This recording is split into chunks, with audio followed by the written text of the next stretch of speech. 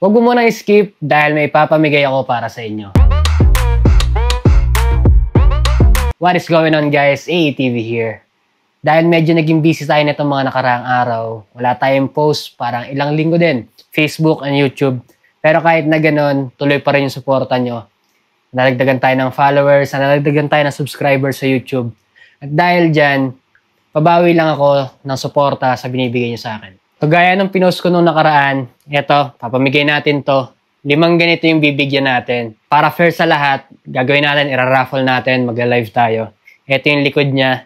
Adriatico Clothing yung gumawa nito. Maraming salamat. Hindi lang yun, hindi lang t-shirt bibigay natin. Bibigay tayo ng isang sakong bigas. Para kahit na hindi mahilig sa motor, mapapakinabangan niya pa rin.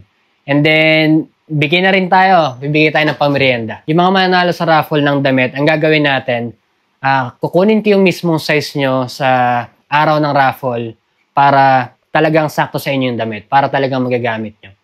So, yun lang. Lalagay ko sa comment section yung mechanics. Basahin nyo na lang doon. So, kita-kits tayo sa live natin.